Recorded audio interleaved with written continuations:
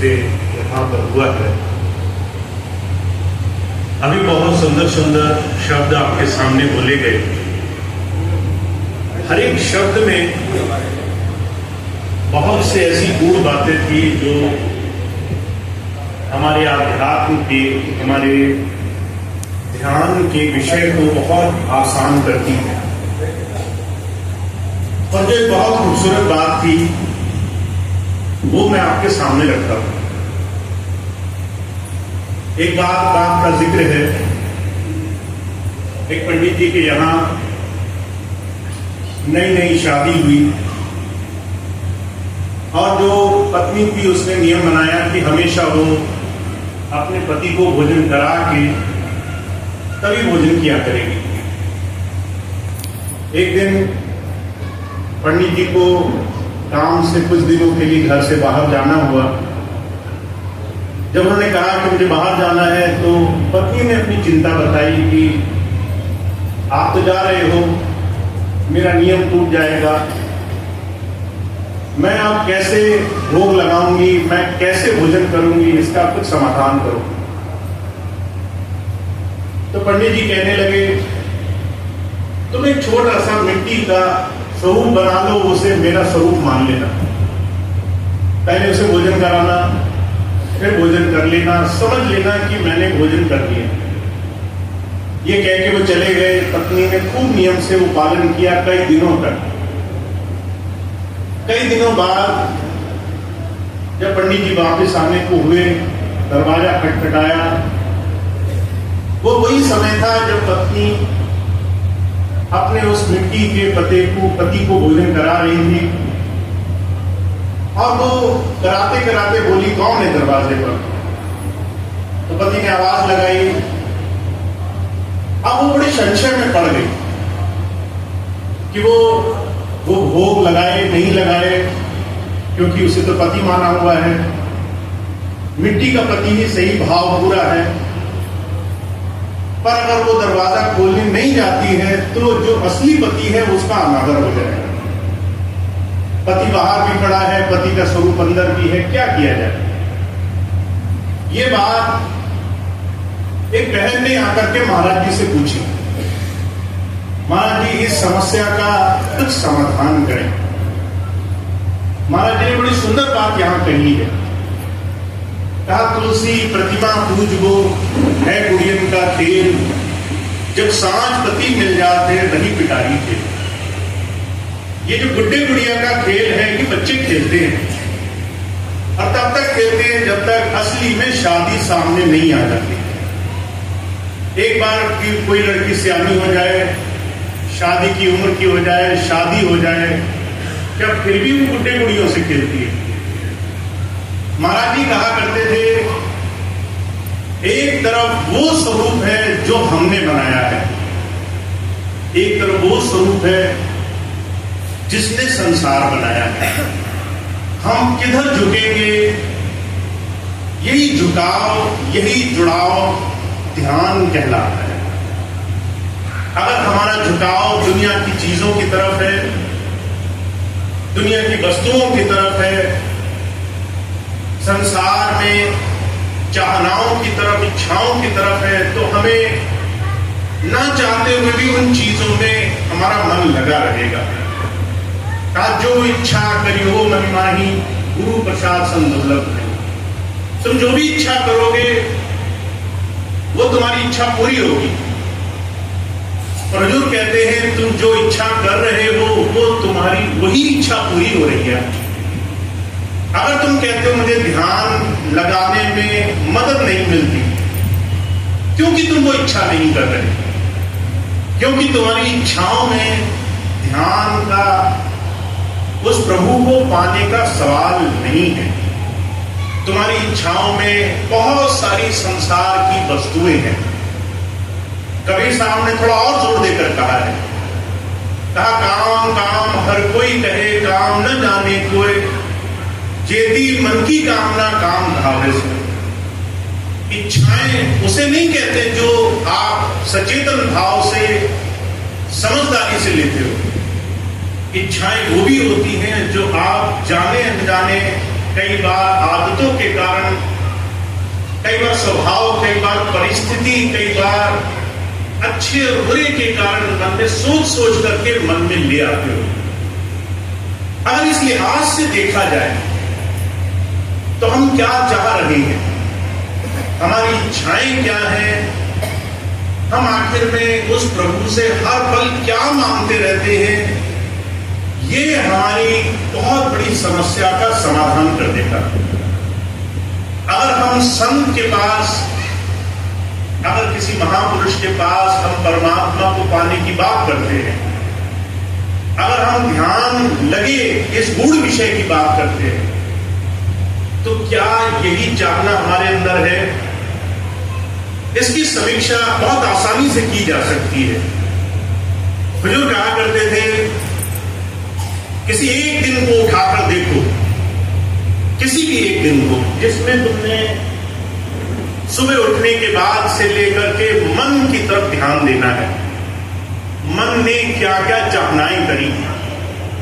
कभी मन इस बात से दुखी रहा कि लोग मुझे क्या कहते हैं, ये भी एक चाहना है।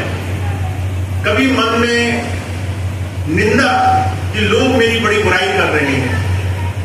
कभी मन में ये बुरा ख्याल कि दुनिया मुझे समझती नहीं। कभी ये ख्याल कि मेरे साथ बहुत बुरा हो रहा है। कभी ये ख्याल कि मैं आगे नहीं बढ़ रहा। हुजूर कहते हैं, आप दुनिया के हर एक आयाम पे 24 घंटे चाहनाएं अपने अंदर से लगा रहे हो। कहा कोई तन दुखी, कोई मन दुखी, कोई चित्त उदास, एक एक दुख सबन को सुखी संत का दास। हमें मन करके चिंताएं लगी हुई हैं, हमें तन करके चिंताएं लगी हुई हैं, शरीर से परेशानियां हैं बहुत सारी। किसी के अंदर चित्त में बहुत उदासी है कि मैं जहां जाना चाहता हूं उससे कोसों दूर हूं। मैं जिस लक्ष्य की तरफ बढ़ना चाहता हूं उस लक्ष्य को तो मैं देख भी नहीं पा रहा। मैं परेशानियों में हूं, उलझन में हूं, तकलीफों में हूं। हुजूर कहते हैं, हम 24 घंटे संसार के चिंतन में लगे हुए हैं। जो नहीं है उससे भी, जो नहीं हो सकता है उससे भी। और ये जो इच्छाएं हैं, ये 24 घंटे जब हम इसका रटन करते हैं तो ये पूरी होने लग जाती है। महाराज फरमाया करते थे, बहुत बड़े मनोवैज्ञानिक के पास हो गए और उनसे पूछा कि आपने इतना शोध किया, इतना आपने चीजों का खूब इन चीजों को तौला मोला, चीजों को जानने की कोशिश करी, मन को क्या समझे? तो मनोवैज्ञानिक कहने लगे, हम ये समझे मन दुनिया की सबसे बड़ी शक्तिशाली एक ऐसी ताकत परमात्मा ने इंसान के अंदर लगाई है, जो भी आप इस मन के अंदर रटन लगाओगे वो पूरी जरूर होगी। शायद आज पूरी ना हो। अगर आप कहो कि मैं आज कुछ मांग रहा हूं, वो आज तो नहीं मिलेगी। और जब किसी चीज के रटन में आप लगोगे तो वो आपके स्वभाव का निर्माण करेगी। अगर आप हर वक्त बुराई देख रहे हो तो मन बुराई की तरफ खिंचने लगेगा। मन बुराई की तरह तरह की बातों की तरफ घूमने लगेगा, निंदा चुगली करने लगेगा, लोगों के बुरे ख्याल की तरफ जाने लगेगा। इसीलिए कबीर साहब कहते हैं, कामी का गुरु कामनी, लोभी का गुरु दाम, कबीरा का गुरु संत है नित्य जपावे नाम। अगर कोई चिंताओं में लगा है तो समझ लो उसने अपना गुरु किसी ऐसे को बना रखा है जो और ज्यादा चिंताओं में लगा रहता है। किसी को काम सता रहे हैं, क्योंकि कामनाएं ही मन का सबसे बड़ा आधार है। जिसके अंदर लालच है, कहीं ना कहीं उसको कोई ना कोई चीज ऐसी सता रही है जिससे वो उन चीजों में उलझा हुआ है। तो वो कहते हैं, आपको अगर कुछ पाना है तो वो पाने का रास्ता बड़ा आसान है। आपको अपनी मन की, अपनी विचार शक्ति की स्थिति को थोड़ा समझना होगा। आपको ये देखना होगा कि आपका सिमरन कहां चल रहा है, आप किन चीजों के ख्याल में लगे रहते हो। क्या दुनिया की तरह तरह की चीजें आपके मन में घर करके बैठी हुई हैं। शहनशाह जी महाराज एक सूफी संत हुए, उन्होंने बड़ा आसान सा एक तरीका बनाया है। कहते चाह गई, चिंता गई, मनवा बेपरवाह। अगर हमारे जीवन में हमें कुछ पाना है तो बड़ी सीधी सी एक चीज है, जो हमारी चाहनाएं हैं उनसे हमारे मन को आराम मिल जाए। जो आज है उससे हम पहले संतुष्ट होना शुरू कर दें। जो आज हमें प्राप्त है, क्या हम उससे खुश हैं? हमें घर मिला है, क्या वो घर हमें खुशी दे रहा है? या हमेशा हमारे मन में लगता है कि इससे बेहतर होता तो अच्छा रहता? आज जो परिवार मिला है, क्या वो हमें खुशी दे रहा है? या ये मन में लगा है कि ये परिवार और ज्यादा अच्छा होता तो हमें और खुशी मिलती? जो आप पैसा कमा रहे हो, क्या उससे संतुष्ट हो? जो आपकी चारों तरफ जीवन में चल रहा है, अपने वर्तमान में आप उस मालिक का शुक्राना अदा कर पा रहे हो या नहीं कर पा रहे हो?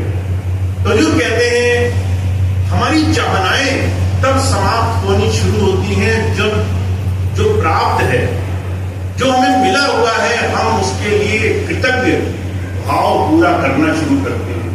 हमें अंदर से इस बात के लिए धन्यवाद निकलना शुरू हो जाता है कि जो हमें मिला है वो बहुत अच्छा है, वो हमारे जीवन में हमारी इच्छाएं, शक्ति, हमारी ताकत से बहुत ज्यादा ऊंचा है। और इस चीज को हम सिर्फ एक ही कारण से कर सकते हैं। बुजुर्ग कहा करते थे, पहले आपकी चेतना आपके जीवन का सबसे पहला आदर्श होना चाहिए। जिन्हें महापुरुषों के पास आने का मौका मिल गया, पहली चीज क्या करनी है? आपको इस बात का ध्यान हो, जहां मैं हूं, क्या वो चीज मेरी तमाम कोशिशों के बाद मुझे सुखी कर रही है या नहीं कर रही? पहली इस चीज की चेतना हो कि मैं यहां हूं, मुझे इस बात की खुशी है।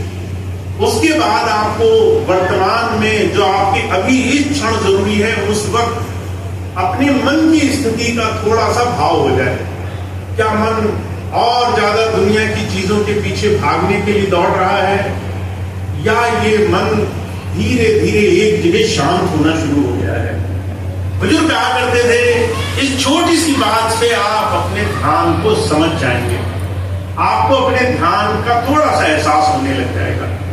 मुझे बड़ी खूबसूरत बात महाराज जी की एक बार पढ़ने में आई। किसी ने महाराज जी से पूछा, महाराज हमारा ध्यान नहीं लगता।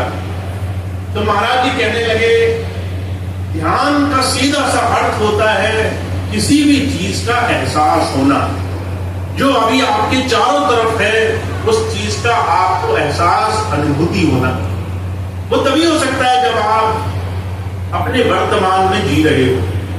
अगर आप यहां बैठे हो पर आपके मन में सिर्फ ये लगा है कि कल क्या होगा, आप सिर्फ इस बात से परेशान हो कि कल क्या हो चुका है, आप सिर्फ इस बात से परेशान हो कि दूसरों ने मुझे क्या कहा, तो आप अपने वर्तमान की एक जरा सी भी जीवन में आगे बढ़ने की स्थिति नहीं बना सकते। और इसका सीधा सा उदाहरण मैं देखता हूं। एक बार मैं बहुत सारे सत्संगी भाई बहनों के बीच में बैठा था। मैंने उनसे कहा कि आपको दोबारा ये बड़ा सुंदर मौका मिला है जीवन में कुछ अच्छा काम करने का, साथ मिल करके सेवा कार्य में लगेंगे। तो एक भाई आए, कहने लगे, सेवा कार्य करने में मुझे कोई परेशानी नहीं है, पर मैं एक दो सत्संगी हैं उनके साथ मिलकर काम नहीं कर सकता। मैंने कहा, ऐसी कौन सी बात हो गई? कहने लगे, आज से कुछ वर्ष पहले इसने मुझसे बड़ी खराब लड़ाई करी थी, बड़ा उल्टा सीधा, बड़ी गलत बात बोली थी। वो बात अभी तक दिमाग में याद आती है, बार बार वही चीजें याद आती है जब मैं इसे देखता हूं। इसके साथ बैठकर काम करना आसान नहीं है। जब मैंने बात सुनी तो मुझे बड़ा आश्चर्य हुआ। एक तरफ हम जीवन में बहुत बड़ी चीज को पाना चाहते हैं, दूसरी तरफ हम अपने विकार, अपनी तमाम बातों को छोड़ने के लिए तैयार नहीं है। स्वामी रामकृष्ण परमहंस थे, एक बार एक शराबी गया उनके पास, कहने लगा, मुझे शराब से छुटकारा दिलाओ, शराब मेरा पीछा नहीं छोड़ती। रामकृष्ण परमहंस कहने लगे, भाई बाद में आना, तुम्हें अभी इस चीज से छुटकारा पाने के लिए बहुत जल्दी है। वो कई बार आया, महाराज जी ने बार बार उसे टाल दिया। एक दिन वो पैर पकड़ के बैठ गया, कहने लगा, कहने लगे कल सुबह जल्दी 4 बजे आना तो रास्ता बताऊंगा। अब अगले दिन सुबह 4 बजे वो आ गया। जब उसने देखा महाराज जी बंद कुटिया के अंदर बैठे हैं, अंदर से आवाज आ रही है, जोर जोर से बोल रहे हैं, छोड़ो, छोड़ते क्यों नहीं। बहुत जोर जोर से आवाज आई तो उसने झांक कर देखा खिड़की से। उसने देखा महाराज जी एक खंबे को पकड़े जोर जोर से खुद ही चिल्ला रहे हैं। तो उसकी हंसी छूट गई। कहने लगे अच्छे गुरु जी हैं, बड़ा स्वांग रच रहे हैं, खुद खंबे को पकड़ा है, कहते हैं ये छोड़ता नहीं। वहीं से बोला, कहने लगा महाराज खंबे को नहीं, आपको खंबे को छोड़ना पड़ेगा। रामकृष्ण परमहंस कहने लगे यही तो मैं तुम्हें समझा रहा हूं, तुम्हें चीजों को छोड़ना पड़ेगा। चीजें तुम्हें नहीं छोड़ेंगी, बुराइयां तुम्हें नहीं छोड़ेंगी, तुम्ही को उनको छोड़ने के लिए मनोरथ लेना पड़ेगा, तुम्ही को मन पक्का करना पड़ेगा कि तुम इस विकार से छूटना चाहते हो। वो कब होगा? उसको बुजुर्ग कृपाल सिंह जी महाराज बड़े प्यार से कह रहे हैं, कहते आपको वर्तमान में जो अभी ये क्षण में हो रहा है उसमें थोड़ी देर जीने का अभ्यास बनाना होगा। ध्यान तभी पक्का होगा जब आप न कल की चिंता करो न कल की फिक्र करो, जब आप आज थोड़ी देर अपने आप में ठहरने का साधन बनाने लग जाओ। और इसके लिए आपके मन में चेतना होनी चाहिए। आपको हर रोज अपने आप से प्रश्न पूछना चाहिए कि क्या मैं वर्तमान में रहने लग गया हूं, क्या मैं सच में अपने आप को जोड़ने लग गया हूं। तो जो कहते हैं प्रश्न का उत्तर बड़ा आसान है, उस प्रभु से जुड़ना बड़ा आसान है। इसलिए गोस्वामी जी कहते हैं तुम जो इच्छा करोगे वो पूरी होगी। आखिर तुमने जो भी इच्छा करी है वो पूरी होती आई है। तुम आज जो हो अपनी ही इच्छाओं के परिणाम से हो। अगर तुम आज यहां हो तो कहीं तुमने किसी चीज का चिंतन किया है, वो चिंतन तुम्हें यहां तक लेकर आया है। अगर वो सत्संग तक लाया है तो वही पूरे लोगों तक भी लेकर गया है, वही तमाम चिंताओं में भी लेकर गया है। तुम्हारे सिमरन से ही तुम जगह जगह पहुंचे हो। और अगर तुम अपने सिमरन को समझ गए तो तुम्हारे जीवन की हर एक दिशा का निर्धारण करना बड़ा आसान हो जाएगा। तो इसलिए स्वामी जी हमेशा एक ही बात कहा करते हैं कि तुम कोई भी क्षण मिले वहां पर अपने मन को स्थिर करने का आसान तरीका बनाया करो। धीरे धीरे अपने आप को सिमरन में लगाया करो। कहा सांस सांस से नाम ले, वृथा सांस न खोए, न जाने सांस का आवन हुए न होए। आपके पास 24 घंटे में हजारों सांसें ऐसी हैं जो व्यर्थ में जा रही है। अब आप पूछोगे कैसे? आप कोई भी दिन उठाकर देखो, आप सुबह उठे और रात को सोने गए, इस बीच में आपने जो कुछ किया वो अचेतन भाव से किया। बहुत सी चीजें तो ऐसी हैं जिसमें आपको दिमाग तक नहीं लगाना पड़ा।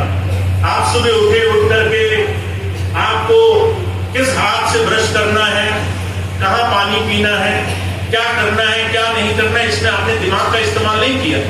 ये चीजें स्वतः हो रही हैं, ये अपने आप चल रही है। इसको अवचेतन मन कहा जाता है, सबकॉन्शियस माइंड। ये आपकी आदतों का हिस्सा बन चुके हैं। इस पूरे दौरान मन क्या करता रहा?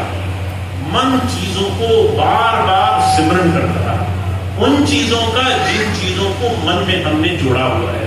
या तो चिंताएं जुड़ी हुई हैं, या संसार की घबराहट है, या कोई इच्छाएं हैं, या कोई कामनाएं हैं। इसीलिए कबीर साहब कह रहे हैं अपने मन को थोड़ा सा गंभीरता से देखो, ये किन चीजों की आदत में लगा हुआ है। और आप पहचान जाओगे कि आप जो पा रहे हो वो आपके सिमरन का ही परिणाम है। अगर आप आज चिंताओं में घिरे हो तो कहीं ना कहीं उसके सिमरन में लगे हो। चिंताओं से छूटना चाहते हो, सिमरन करना छोड़ दो। चिंताओं की बार बार याद करना छोड़ दो, चीजों की फिक्र करना छोड़ दो, लोगों की तरह तरह से अपने मन में याद बसाना छोड़ दो। इसलिए शहंशाह जी महाराज कहते हैं, कहा अगर तुमने अपने जीवन को सही दिशा में ले जाना है तो कहते तुम्हें अचिंत बनना पड़ेगा, तुम्हें अपने मन को पकड़ना पड़ेगा। 24 घंटे में इस मन को जहां खाली देखो, इसे उस सही सच्चे नाम के सिमरन से जोड़ो, इसे अपने आप की तरफ जोड़ो, इसे धीरे धीरे बचाते चलो। चाहे 2-2 मिनट का समय मिले, चाहे 4-4 मिनट का समय मिले। अब अगर आप लिहाज से देखें तो बुजुर्ग कहा करते थे आपके पास बहुत समय है। कोई खाना बनाता है, मन से खाली रहता है, कोई खाना खाता है, मन से खाली रहता है, कोई खाली बैठा है तो भी मन खाली है, कोई काम कर रहा है तो भी मन खाली है। 1000 लोगों में कोई एक व्यक्ति ऐसा होगा जो मन से 24 घंटे किसी काम में व्यस्त रहता होगा। बुजुर्ग कहा करते थे 95% इस शरीर को अवचेतन मन से जोड़ दिया गया है। सारी चीजें आदतों से चल रही है। आपने कोई चीज करी, 30 दिन बाद वो चीज आपकी आदत का हिस्सा बन जाएगी। आपको सोचना नहीं पड़ेगा वो काम हो कैसे और कैसे वो काम पूरा हो, वो आपकी आदत है, वो अपने आप चलेगा, मन खाली रहेगा। तो जो कहते हैं आपको तो इतना सुंदर अवसर दिया गया है, आप अगर चाहो तो अपने मन को, अपने आप को, अपने अंदर की इस मन की अवधारणा को सही दिशा में बड़ी आसानी से ला सकते हो। बस उसके लिए आपको क्या करना है, कबीर साहब कहते हैं सांस सांस से नाम लेने की आदत डालो। तुम खाली बैठे हो, सिमरन चालू कर दो। तुम खाना खा रहे हो, सिमरन चालू कर दो। तुम सो रहे हो, सोने से पहले कुछ समय मिले, सिमरन चालू कर दो। थोड़ा सा अभ्यास बनाओ, जिसको अध्यात्म में महापुरुषों ने एकांतवास में रहना कहा है। आप कैसे अपने जीवन में मौन और एकांत का अभ्यास करते हो, जहां कोई ना हो आपके पास, वहां कैसे अपने मन को धीरे से साधने के लिए ये युक्ति का इस्तेमाल करते हो। तो जो कहा करते थे ध्यान करना कोई मुश्किल काम नहीं, उस प्रभु से जुड़ना कोई मुश्किल काम नहीं। अगर मुश्किल है तो अपने मन की भाग दौड़ को ठहराने की स्थिति में लाना है, इस मन को स्थिरता की तरफ लाना है, इस मन को एक जगह टिकना सिखाना है। तो ध्यान एक जीवन की सबसे बड़ी विशेषता है। और हजूर एक बड़ी सुंदर बात कहा करते थे। एक बार किसी मनोवैज्ञानिक ने उनसे पूछा जीवन की सबसे सुंदर चीज क्या है, तो महाराज जी कहने लगे ध्यान जीवन की सबसे सुंदर चीज है। तो उसने पूछा ऐसा क्यों? महाराज जी कहने लगे बिना ध्यान के तुम कुछ भी नहीं कर सकते, तुम हर एक चीज ध्यान से करते हो। अगर तुम घर में ध्यान दोगे घर अच्छा हो जाएगा, अगर बच्चों पे ध्यान दोगे बच्चे सध जाएंगे, अगर तुम व्यापार पर ध्यान दोगे व्यापार अच्छा हो जाएगा। आपने देखा होगा अगर आप अपनी दुकान पर नौकर को बिठाकर चले जाओ और खुद घर पर बैठे रहो, 1 महीना नहीं गुजरेगा दुकान चौपट हो जाएगी। अगर आप बगीचे में काम करते हो, खुद ना करो किसी दूसरे के भरोसे छोड़ जाओ, 1 महीने में सब स्वाहा हो जाएगा। ध्यान जहां दोगे वहां ध्यान बड़े बड़े चमत्कार करता है, चाहे वो घर में हो, चाहे वो कारोबार में, चाहे वो परिवार में हो, चाहे बच्चों में हो, चाहे दुनिया की किसी भी छोटी से छोटी चीज में हो। आप ध्यान के बहुत बड़े महारथी हो। आप वहां ध्यान लगाते हो जहां ध्यान आपका अच्छा लगता है। बहुत से लोग ऐसे हैं परिवार में बहुत अच्छे हैं, बहुत से लोग ऐसे हैं कारोबार में बहुत अच्छे हैं। आपको अपनी बीच में बहुत सारे ऐसे लोग मिल जाएंगे, कोई परिवार में अच्छा होगा, कोई कारोबार में अच्छा होगा, कोई बच्चों के साथ अच्छा होगा, कोई एक दूसरे के साथ मित्रता जोड़ने में बड़ा अच्छा होगा। ये उसने कैसे किया? ध्यान से। जहां ध्यान दिया, जहां ध्यान लगाया, जहां मन टिकाया, वहां पर उसके बड़े बड़े काम करने लग गए। तो जो कहा करते थे ध्यान तो तुम्हें आता है, ध्यान तुम बस वहां लगाते हो जहां तुम्हारी चाह है, और तुम्हारी चाह, तुम्हारे जहां विकास है जीवन में, वहीं पर तुम्हारे विकास का, वहीं अच्छाई का सबसे ऊंचा साधन है। तो अगर आप चाहते हो कि आपको इस दिशा से कुछ मिले, अध्यात्म से कुछ मिले, तो आपको अपनी चाह का, अपनी इच्छाओं का रुख बदलना होगा। आपको सच्चे दिल से उस प्रभु पाने की चाहना अपने जीवन में बनानी होगी। आपको उसकी तरफ ध्यान देने का नियम बनाना होगा। तो जब जब महापुरुष आते हैं कहते अध्यात्म कभी भी बहुत मुश्किल विषय नहीं रहा, बस इसको मुश्किल हमने बनाया क्योंकि हमें उस दिशा में चलने की चाहना बड़ी देर से हुई, हमें उस दिशा में बढ़ने की चाह बड़ी देर से हुई। बुजुर्ग बड़ी सुंदर एक बात कहा करते थे एक बार मैं एक सेठ जी से मिलने गया। सेठ जी सारा जीवन व्यापार में, कारोबार में, पैसा कमाने में लगे रहे। घर में उन्होंने खूब कमाई करी, बड़े बड़े खेत खरीदे, बड़े बड़े महल बनाए, सारे परिवार को खूब उन्होंने सारा जीवन पालन पोषण किया। जब महाराज जी उनसे मिलने गए तो वो बड़े वृद्ध बुढ़ापे में एक चारपाई पर बैठे एक तरफ टकटकी बांध करके देख रहे थे। महाराज जी ने पूछा, सेठ जी क्या हुआ? कहने लगे, आज जो कुछ कमाया है उसे मैं देखता हूँ। ये घर बनाया मैंने इस घर को बनाने में जितनी मेहनत लगाई, उस वक्त लोग मुझे बड़ा आदर सम्मान करते थे। अब जब बुढ़ापा है, जब लाचारी है, जब चलना फिरना मुश्किल है, जब ये साफ दिख रहा है कि अब मैं ठीक नहीं हो पाऊंगा, अब मुझे सिर्फ जाना ही है, तो कोई 2 रोटी देकर राजी नहीं है, कोई 2 घड़ी पास बैठकर राजी नहीं है। लोग कहते हैं पिताजी सज्जा गए हैं, दिमाग खराब हो गया है, बुढ़ापा आ गया है, बहकी बहकी बातें करते हैं। ऐसे कह करके लोग छोड़कर चले जाते हैं।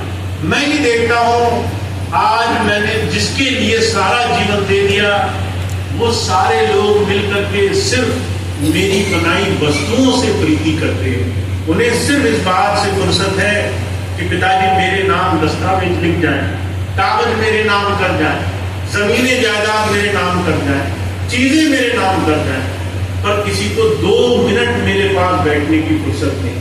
वो कहने लगा महाराज जी से, मुझे इस बात का दुख है, ये बात मुझे बड़ी देर से समझ में आई। अब न शरीर में सामर्थ्य है, न शरीर में शक्ति है, न शरीर में ऊर्जा है, न बल है, न किसी चीज को कर पाने की ताकत है। बस प्रार्थना ही है कि किसी तरीके से मेरा उद्धार हो जाए। तो जो कहा करते थे, ये बात संत हमें और आपको समझा देना चाहता है। दुनिया कितनी ही चकाचौंध से भरी क्यों ना हो, एक दिन सबके जीवन में ऐसा आएगा, जो कुछ भी आपने किया और जिसके लिए किया, वो दोनों ही चीजें सिर्फ वस्तुओं से ही संबंध रखेंगी। उस वक्त आपको अगर ये एहसास हो कि जीवन गलत जगह खर्च कर दिया, तो आपको उस चीज के लिए कुछ अभी से करना शुरू कर देना है। तो जब संत आते हैं, सिर्फ इसी बात को समझाने आते हैं कि ध्यान का बड़ा महत्व समझो। इस ध्यान को जहां जहां लगा रहे हो वहीं फल रहा है। अगर इसी को थोड़ा सा निकाल कर अपने मालिक में लगा दो, अगर उस प्रभु चेतना में लगा दो, अगर अपने अंदर बैठे उस प्रभु भेद को जानने में थोड़ा सा समय दे दोगे, तो कुछ घाटा नहीं होगा। 24 घंटे में अगर तुमने आधा घंटा दे दिया, अगर तुमने 1 घंटा दे दिया, तो वो तुम्हारे जीवन को बनाएगा, तुम्हारे जीवन का निर्माण करेगा। तो ऐसे साधन में जीवन लगाओ, ऐसी जगह जीवन जोड़ो, ऐसे भेद को जानने के लिए कुछ समय खर्च करो, जिससे तुम्हें अपने जीवन में आगे बढ़ने का रास्ता दिखाई दे, उस प्रभु से जुड़ने का सही मायनों में विकास दिखाए। तो गोस्वामी जी की बात कह रहे हैं, कहते भाई एक तो प्रतिमा है, एक मूर्ति है, एक मिट्टी का माधव है, जिसको हम तब तक पूछते हैं जब तक असली माधव दिखाई नहीं देता। और कह रहे हैं एक अंदर का प्रभु है, जो हर वक्त, हर पल, हर घड़ी जीवंत है, तुम्हारे अंग संग है। तुम्हें बस ये निर्णय करना है तुम्हें किसके सहारे जीवन गुजारना है। एक तरफ, उस तरफ जहां पर सिर्फ तुम भोग चढ़ाओगे तो काम चलेगा, एक वो जो सबको दे रहा है उससे जुड़ जाओगे तो तुम्हारा जीवन बनेगा। तो तुम्हें सिर्फ ये निर्णय करना है तुम कहाँ जीवन खर्च करोगे, तुम कहाँ जीवन लगाओगे, जिससे तुम्हारे जीवन का सार तुम्हें जीवन में समझ में आएगा।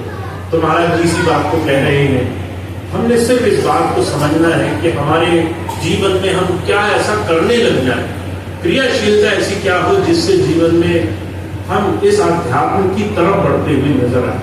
हमारे जीवन के अभ्यास ऐसे होने चाहिए, हमारे जीवन की कोशिश ऐसी होनी चाहिए जिससे हम अपने जीवन में उस प्रभु की तरफ जुड़ते हुए नजर आए। तो इतनी बात हमेशा अध्यात्म कहता है।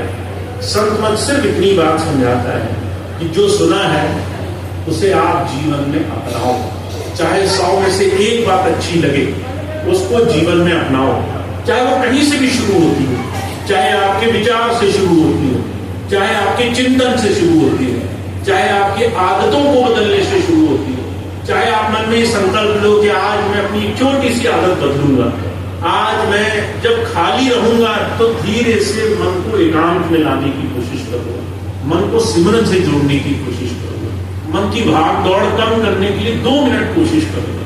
तो महाराज जी कहते हैं अध्यात्म सिर्फ एक बात कहता है, आप जो सुना है उसे करो, जो अभी तक सीखा है उसे अभ्यास करके देखो। अभ्यास करना अपने आप में एक अलग ही लड़ाई है। बुजुर्ग कहते हैं कि सूरमा का रण में जूझना घड़ी एक का काम, नित उठ मन से जूझना बिन खांडे संग्राम। इसे आसान मत समझना कि तुमने ये बात आज अगर सत्संग में समझ ली तो आगे का रास्ता बड़ा आसान है। अपना मन ही तुमसे लड़ाई लड़ेगा। जब रोज सुबह आंख खोलोगे तो मन कहेगा थोड़ा और सोते, थोड़ा और आलस मनाते, थोड़ा और पड़े रहते इस संसार के भोगों में। ये मन ही तुम्हारा दुश्मन बना रहेगा। ये मन ही तुम्हें रोज कहेगा तुमने जो संकल्प लिया वो पूरा मत करो, तुमने जो व्रत लिया वो पूरा मत करो, तुमने जो गुरु जी से एक वादा किया वो पूरा मत करो। ये रोज की लड़ाई को आपको हराने के लिए हर संभव प्रयास करेगा। तो इसे आसान मत समझना। जो समझा है उसे करने में भी एड़ी चोटी का जोर लगेगा। हर रोज जब उठोगे तो मन हर रोज तुम्हारी इच्छा शक्ति को जांचेगा। हर रोज तुमसे पूछेगा आज भजन करना है या सोना है, और आप हर बार गिरते गिरते बचोगे, हर बार उलझते उलझते बचोगे, हर बार मन में फंसते फंसते बचोगे। और हुजूर कहा करते थे जिसने संकल्प पक्का किया है, जिसने मन में ठान रखा है कि मैंने इस काम को करना है। जो है रामायण में कहा जाता है, हनुमान जी सिर्फ एक बात कहा करते थे कि राम काज कीने बिना मोह नहीं निष्ठा। मुझे तो सिर्फ अपने प्रभु का काम करना है, उससे पहले आराम नहीं करूंगा मैं। तो जो कहा करते थे यही वो गुरु जी का काम है। रोज उठो, मन कहेगा थोड़ा आलस मनाओ, तुम संकल्प का ध्यान रखना, तुम अपने वचन का ध्यान रखना। जो वचन तुमने मन में दिया है उसको पूरा करने के लिए कुछ भी करना, पर उस वचन को टूटने मत देना।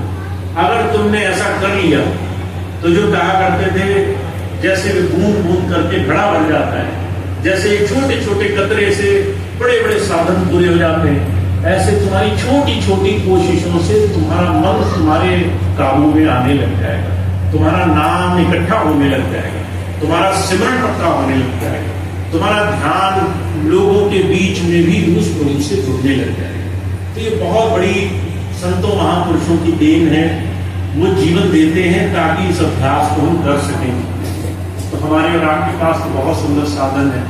मैं हमेशा एक ही बात कहता हूँ, आपको जो बात अच्छी लग रही हो वहां से शुरू करो। चाहे आपको वो सांसारिकता की बात से अच्छी लग रही हो, चाहे वो अपने मन को साधने की बात से, चाहे व्यवहार से, चाहे अपनी आदत बदलने से, चाहे ध्यान सिमरन से, जो भी बात अच्छी लग रही है वहां से शुरू करो। और आप धीरे धीरे अपने आप को गुरु की इस सच्ची भावना से जुड़ते हुए पाओगे, अपने आप को अंदर जुड़ता हुआ पाओगे। तो हमारे लिए अभ्यास हमारे जीवन का एक बहुत बड़ा साधन होना चाहिए।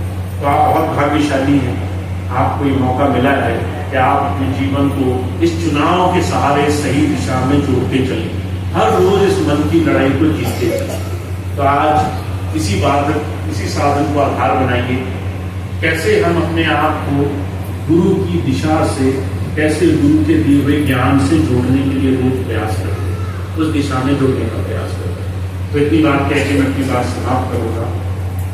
आज का ये सत्संग कार्यक्रम बहुत ही विशेष रूप से रहा है। बहन सुषमा जी के प्रयास से अभी कुछ ही दिन पहले लखनऊ के सत्संग के दिन उन्होंने अचानक एक प्रोग्राम लिया और कुछ संयोग ऐसा बना, कुछ व्यवस्थाएं ऐसी बनी कि आज ये सत्संग हो भी गया। तो ये इसके लिए वो धन्यवाद के पात्र हैं। उन्होंने इतनी प्रयास की, इतनी मेहनत की और आप सभी को बुलाया, आप सब तक संदेश भेजा। तो आज के इस प्रोग्राम के लिए सभी परिवार का, जिन्होंने आज के इस कार्यक्रम को सफल बनाया, उनका बहुत बहुत धन्यवाद है। आप सभी का भी बहुत बहुत धन्यवाद, आप यहाँ तक पहुँचे। और एक छोटी सी प्रार्थना हम करेंगे, हमेशा करते हैं। प्रार्थना के बाद आज का कार्यक्रम समाप्त होगा। सभी भाई बहन उसके बाद प्रसाद लेंगे। एक छोटी सी सूचना है, जून का महीना है, हम तरह तरह से प्रयास करते रहते हैं कैसे सेवा के ज़्यादा से ज़्यादा अवसर हमारे जीवन में आने लग जाए। हम सत्संग से जुड़े हैं, ये अच्छी बात है, पर हमारे अभ्यास से मानवता की सेवा का भी मिशन जो स्वामी जी ने जोड़ा था, उसको हम बहुत उच्च स्तर पर कर सकें, इसका हमें प्रयास करना है। फिर से हमें सेवाओं के बड़े बड़े आयाम खुलने। तो 21 जून को इस महीने विश्व एक योग दिवस मनाया जा रहा है, इंटरनेशनल योग डे। तो इसका एक आयोजन किया गया है सेवा संस्थान की तरफ से, रजनी के फाउंडेशन की तरफ से। आलमबाग में ही, श्रृंगार नगर में ही एक शाम को 21 तारीख को वो योग दिवस मनाया जाएगा। आप सभी भाई बहन उसमें सहर्ष आमंत्रित हैं, आप वहाँ पहुँचे। बहुत सारे अच्छे विद्वान वहाँ पहुँचेंगे जो कुछ ऐसी चीजें बताएंगे जिससे हम अपने जीवन को कुछ चीजों से अपने आप ही ठीक कर सकें। और मैंने एक छोटा सा उनसे विशेष अनुरोध किया है। वैसे तो योग भारत की परंपरा रही है, भारत योग से जुड़ा है, आयुर्वेद का योग का ज्ञान सबको है, हम जानते सब कुछ है। मैं अगर किसी से पूछूं कि भाई योग करते हैं तो मुझे बैठे बैठे 20 योग की मुद्राएं गिना देगा, ऐसे होता है, वैसे होता है, वैसे होता है। पर अगर हम अपने दैनिक नियम में 3-4 चीजें भी ले आए, 3-4 चीजें नियमित मन में गांठ बांध लें कि 3 योग 4 योग ऐसे हैं जो मैं रोज कर लूंगा, मेरी शारीरिक स्थिति ऐसी है, मैं बाहर नहीं जा सकता, मैं बहुत कुछ नहीं कर सकता, आज का जनजीवन ऐसा है, मेरी भाग दौड़ कम है, मैं ये 3-4 योग ऐसे हैं जो मैं कर लूंगा। आयुर्वेद की 3-4 चीजें हैं जो खान पीन से जुड़ी हैं, जिनको मैं मान लूंगा। 2-4 चीजें ऐसी हैं जो मैं अपने दैनिक जीवन का हिस्सा बना लूंगा। तो आपको आश्चर्य होगा, आपका जो शरीर है ये इन 3-4 नियमों से ही स्वस्थ रह सकता है। तो एक प्रयास है, 21 जून को विश्व योग दिवस मनाया जाएगा श्रृंगार नगर में। जो भाई बहन वहां जाना चाहते हैं तो उसके लिए वो संपर्क कर सकते हैं, जो ऑफिस है हमारा वहां पे संपर्क कर सकते हैं, बाकी प्रवीण भी आए हुए हैं उनसे संपर्क कर सकते हैं। और जो इस क्षेत्र के जितने भी सत्संग से जुड़ी हुई हमारी स्थानीय टीम है, 10-12 लोग हैं, सबको पता है कहाँ वो कार्यक्रम होना है। सबसे संपर्क करके उस जगह का पता, समय और व्यवस्था समझ सकते हैं, कैसे उस दिन का लाभ उठाया जा सकता है। तो 21 जून का दिन याद रखिए, आप वहाँ पहुँचे, बहुत खुशी होगी। और जो भी हमारे मेहमान होंगे उस दिन, जो भी हमारे बाहर के ऐसे बहुत अच्छे ज्ञानी विद्वान लोग वहाँ पहुँचेंगे, उनसे हम लाभ ले सकेंगे, उनकी बातें सुनेंगे, उसको जीवन में उतार सकेंगे। तो 21 जून विश्व योग दिवस, आप वहाँ पे जरूर पहुँचे, उसका जरूर लाभ उठाएं। तभी प्रार्थना होगी, उसके बाद आपका कार्यक्रम समाप्त।